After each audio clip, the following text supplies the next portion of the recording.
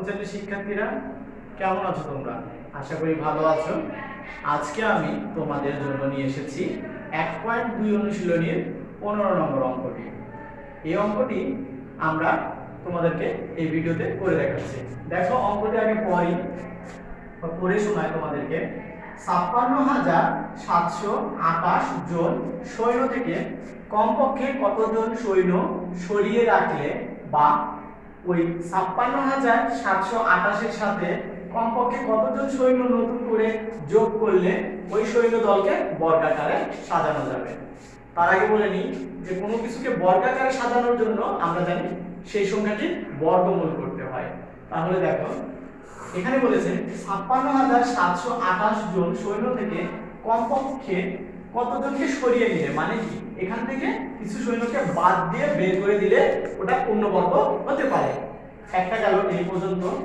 দেখো বা এর সাথে যদি এটা পূর্ণবর্গ না হয় তাহলে এই ৫৬,৭২৮ এর সাথে নতুন করে কিছু সৈন্য যদি আমি যোগ করে দিই তাহলে পূর্ণবর্গ হতে পারে।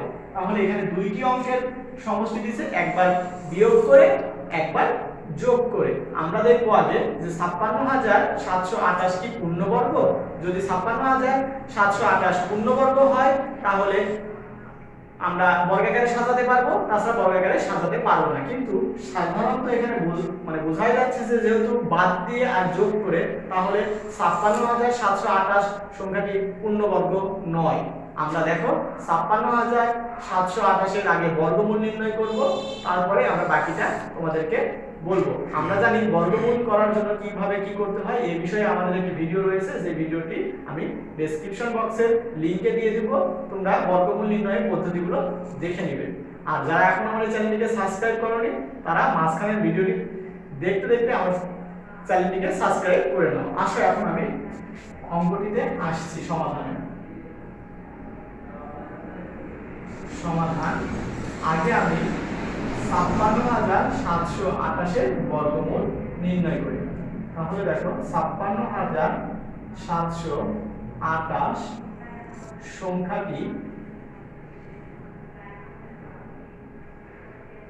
সংখ্যাটি পূর্ণবর্গ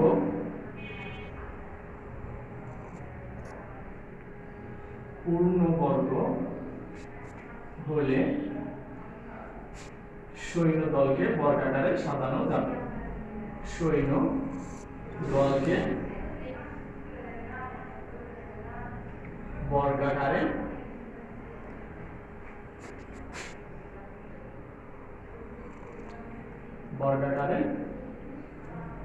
সাজানো যাবে। তাহলে আমরা ৫৬,৭২৮ এর বর্গমূলটা নির্ণয় করি। প্রথমে বর্গমূল করতে গেলে আমরা জানি যে ডান দিক থেকে জোড়ায় জোড়ায় টান দিতে হবে। তাহলে এখানে দুইটি জোড়া পেয়েছি, ৫ এখানে জোড়া বিহীন রয়েছে। তাহলে আমরা ৫ এর জন্য কি করব, আমরা এটার সমান বা তার কাছাকাছি পূর্ণবর্গ সংখ্যা নির্ণয় করতে চেষ্টা করব। তাহলে ৫ এর ১ কে ১, ২ এর বর্গ ৪, তাহলে আমরা ২ নিতে পারি। ৩ এর বর্গ নিলে যেহেতু ৯ হয়ে যাচ্ছে, ৫ এর চেয়ে সেটা বড়, তাহলে আমরা ২ এর বর্গ নিচ্ছি। এখানে ৪ লিখলাম। তাহলে দেখো আমরা যদি বর্গমূল করার নিয়ম হচ্ছে এটা দ্বিগুণ হবে এখানে। তাহলে ২ এর দ্বিগুণ ৪, বিয়োগ করলাম ১ আর এই জোড়া সহ নামাতে হবে ৬৭। তাহলে আমরা এখানে ১৬৭ পেয়েছি। তাহলে এখানে এমন একটি সংখ্যা নিতে হবে যে সংখ্যা দ্বারা এটাকে গুণ করে এটা কাছাকাছি বা সমান হতে হবে। দেখো আমরা যদি ১ একটি পূর্ণ সংখ্যা নিই তাহলে ৪১ কে যখন ১ দিয়ে গুণ দেব তাহলে ৪১ কে ৪১। যদি আমরা ৪২ নিই ২ দ্বারা গুণ দিই তাহলে ৪ আর ৮৪ হচ্ছে। তাহলে যদি আমরা ৩ দিয়ে গুণ দিই, ৩ ৩ কে ৯, ৩ ৪ ১২। যদি ৪৪ নিই তাহলে ১৬ ৬ হাতে থাকে ১, এখানে যদি ৪ ৪ ১৬ আর ১ ১৭, ১৭৬ হয়ে যাচ্ছে। তাহলে আমরা ৩টা ব্যবহার করতে পারতেছি, কারণ কি ১৬৭ চেয়ে ১২৯ কম। তাহলে এখানে ৩ দিয়ে দিলাম। এখানে 129 লিখছি। দেখো এখন আমরা করব কি, এখানে যেহেতু এই জোড়াটি রয়েছে তাহলে বিয়োগ করব। 7 9 আছে কত হলে 17 হবে, কারণ কি এখানে 7 ছোট, তাহলে 9 আছে কত হলে 17 হবে। 8 হাতে থাকে 1, 2 আর 1 3, 3 আছে কত হলে 6 হবে, 3 এ 38। এই একটা থাকে না, এখান থেকে আমরা এই জোড়াটাকে নামিয়ে নিয়ে আসলাম। তাহলে এই 23 এর ডবল কত, 23 এর ডবল 46। এখানে 23 কে 2 দ্বারা গুণ করলে 46 হয়। দেখো আমরা দেখে নিচ্ছি 6 4 46, 23 এর দ্বিগুণ 46। তাহলে এখানে আমার এমন একটি সংখ্যা নিতে হবে যে সংখ্যাটা 3828 এর কাছাকাছি যাবে। তাহলে এখানে যদি আমি আরেকটু কথা বলে নিই, এটা দিয়ে আমরা এই 38 কে দেখব যে এটা কত বার যেতে পারে। 4 9 36। তাহলে আমরা এই 46 এর জায়গায় 9 নিই, 9 দিয়ে গুণ দিই।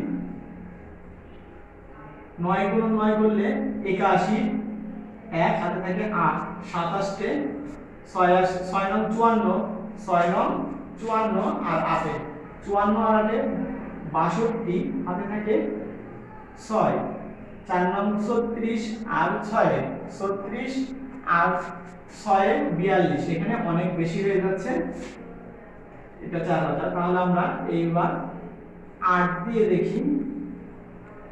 8 গুণ 8 করে 64, 4 হাতে থাকে 6, 27 6 আসছে 48 আর 6 এ 54, 4 হাতে থাকে 5, 4 আসছে 32 আর 5 এ 37। দেখো এখানে এটা কিন্তু 3744, তাহলে কিন্তু এই 3828 এর চেয়ে এটা কিন্তু কম, তাহলে আমরা এটাই নিতে পারি।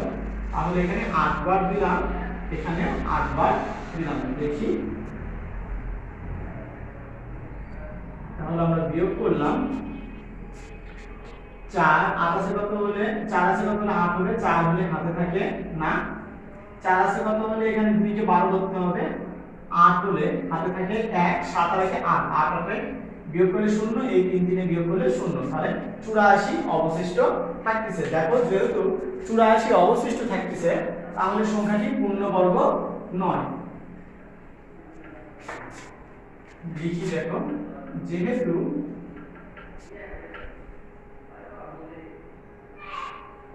যেহেতু 84 অবশিষ্ট, দেখো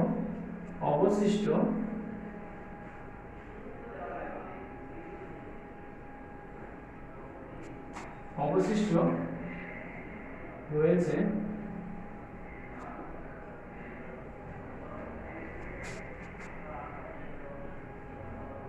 যেহেতু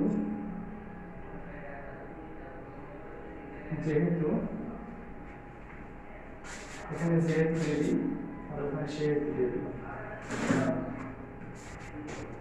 সেহেতু 56728 পূর্ণ বর্গ সংখ্যা নয়। কিন্তু আমাদেরকে কি বলছে যে পূর্ণবর্গ সংখ্যা না হোক, কিন্তু এটাকে আমাকে বর্গাকারে সাজাতে হবে। তাহলে দেখো আমরা যদি 44 জন অবশিষ্ট রয়েছে, তাহলে 44 কে যদি সরায় আনি, মানে এখান থেকে যদি 44 জন সৈন্য সরিয়ে নিই, তাহলে এই সংখ্যাটি পূর্ণবর্গ হবে। তাহলে কমপক্ষে যেহেতু বলে দিয়েছে, তাহলে কমপক্ষে 44 জন সৈন্য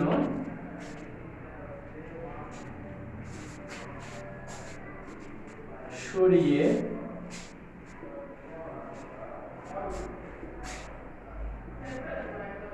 সৈন্য দলকে বর্গাকারে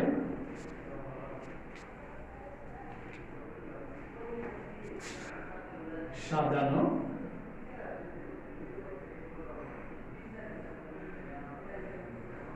যাবে। তার মানে 56000 728 থেকে যদি আমরা 84 জন সৈন্যকে বিয়োগ করে দিই বা 84 বাদ দিই, তাহলে সংখ্যাটি পূর্ণবর্গ হবে। তখন পূর্ণবর্গ হতে কত দেখো, 328 এর বর্গটাই হতো, এখান থেকে যদি আমরা এই 84 বাদ দিই তাহলে এটাই পূর্ণবর্গ হয়ে যেত। দেখো এই পর্যন্ত কিন্তু আমাদের সরিয়ে নিতে হয়ে গেছে। এখন কতজন সৈন্য এর সাথে যোগ করলে সংখ্যাটি পূর্ণবর্গ হবে সেটার জন্য আমরা জানি, যেহেতু এটা 308 মানে 238 এর ক্ষেত্রে পূর্ণবর্গ হয়েছে, তাহলে এর পরবর্তী পূর্ণবর্গ সংখ্যাটা কত, এর সাথে যদি 84 অবশিষ্ট রয়েছে তাহলে এর সাথে 1 যোগ করলেই আমরা পেয়ে যাব 239। তাহলে 239 এর বর্গমূল করলে বা 239 এর বর্গ করলেই আমরা যে সংখ্যাটি পাবো তার থেকে যদি এই সংখ্যাটি বিয়োগ করি তাহলেই পাবো যে কতটুকু সৈন্য আবার নতুন করে যোগ করতে হবে। তাহলে দেখো আমি এখন করে দিচ্ছি যে লিখি এই পর্যন্ত কিন্তু আমাদের হয়ে গেছে। এবার যোগের কাজটা, যে কোন কতজন সৈন্য যোগ করলে, তাহলে যত জন সৈন্য যোগ করলে সৈন্য দল কে বর্গাকারে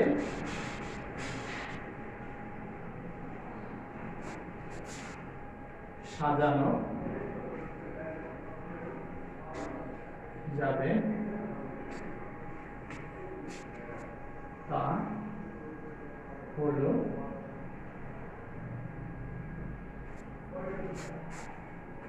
দেখো, তাহলে এই 238 এর পরবর্তী পূর্ণবর্গ সংখ্যা কত,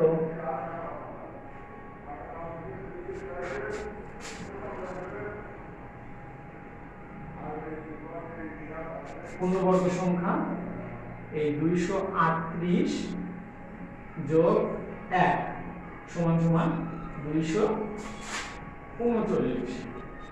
তাহলে আমরা পেয়ে গেছি 239। যেহেতু 84 অবশিষ্ট থাকতেছে তাহলে এর সাথে আরো কিছু যোগ করে দিলে এখানে যাবে এটা পূর্ণবর্গ হয়ে যায়। তাহলে 239 আমরা পেয়েছি। দেখো 84 যেহেতু অবশিষ্ট থাকতেছিল তাহলে 84 এর সাথে এমন কোনো সংখ্যা আরো বাড়া দিলে এটা দ্বারা ভাগ করলে এটা নিঃশেষে বিভাজ্য হয়। তাহলে এটা যদি এমন কিছু যোগ করলে যে নিঃশেষে বিভাজ্য হবে, তাহলে এর পরবর্তী নিঃশেষে বিভাজ্য সংখ্যাটি কি 38 আছে, তাহলে 39 তো এর পরের ধাপটা মানে কি 1 যোগ করে দিলাম। তাহলে এর বর্গটা আমরা বের করি, 239 এর বর্গ, আমরা জানি যে 239 এর বর্গ মানে কি, কোন সংখ্যার বর্গ মানে ওই সংখ্যা দ্বারা আবার গুণ, তাহলে 239। দেখো আমরা 239 গুণ 239 এর গুণ করতেছি, কি জন্য 239 নিয়ে আসলাম, 38 এর সাথে 1 যোগ করছি, মানে কি পরবর্তী পূর্ণবর্গ সংখ্যাটি হচ্ছে 239।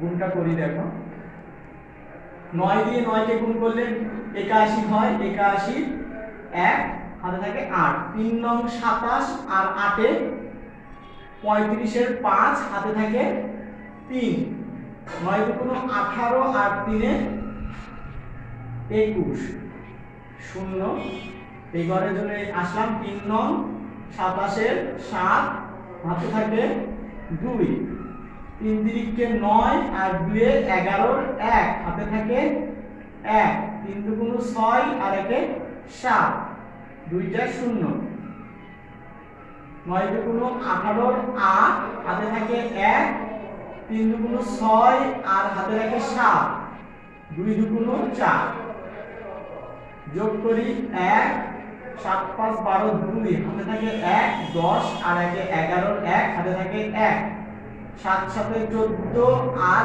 2 এ 16 আর হাতে থাকে 17 7 হাতে থাকে 1 4 আর 1 এ 5। তাহলে আমি পেয়েছি 57120। দেখো আমি যদি এবার 56121, দেখো যদি 56121 728কে এই 57121 থেকে বিয়োগ করি, তাহলে বিয়োগ করলে যেটুকু মান পাবো ওইটাই যোগ করে দেব এর সাথে, তাহলে যেটা বর্গমূল হয়ে এখানে 39 হয়ে যাবে। তাহলে দেখো নতুন সৈন্য যোগ করতে হবে এই 57,121 বিয়োগ 56,728। আমরা এখানে লিখি, দেখো বিয়োগটা করে দেখেন। এই 57,121 বিয়োগ 56,728।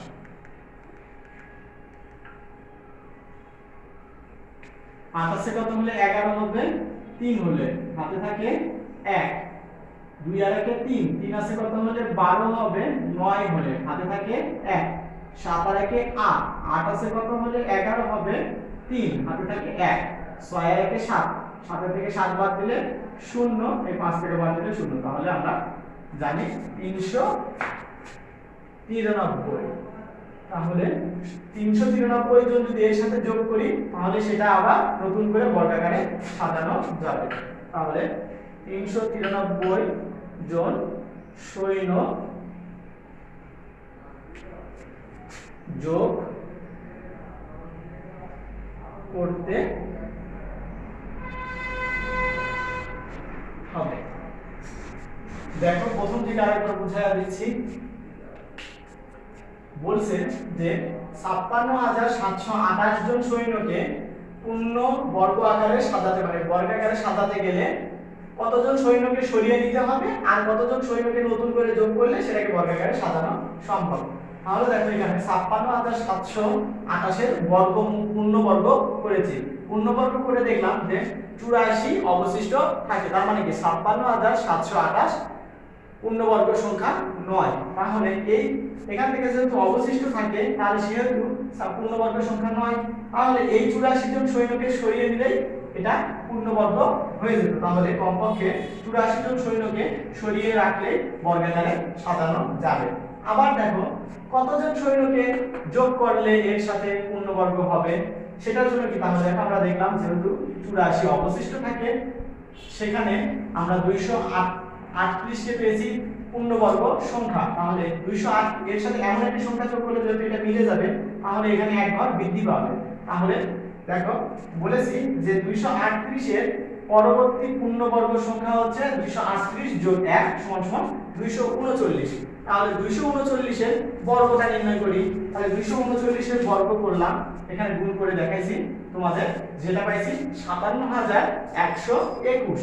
তাহলে দেখো আগে আমার সৈন্য ছিল 56,728, সেখানে আমি পেয়েছি 57,121 বর্গ করার জন্য, মানে পূর্ণবর্গ করার জন্য। তাহলে এই দুটো বিয়োগ করলেই তো আমাকে নতুন সৈন্য কতজনকে আনতে হলো। দেখো এই দুটো আমি বিয়োগ করছি, 393 জন সৈন্য যদি আমি এই 56,728 এর সাথে যোগ করে দিই তাহলে সেই সৈন্যটিকেও বা সেই সৈন্য দলকেও বর্গাকারে সাজানো যাবে। তাহলে নতুন সৈন্য যোগ করতে হবে, এই দুটো বিয়োগ করেছি, তাহলে 393 জন সৈন্যকে নতুন করে যোগ করে দিলেই পূর্ণবর্গ আকারে সাজানো সম্ভব সৈন্য দলটিকে।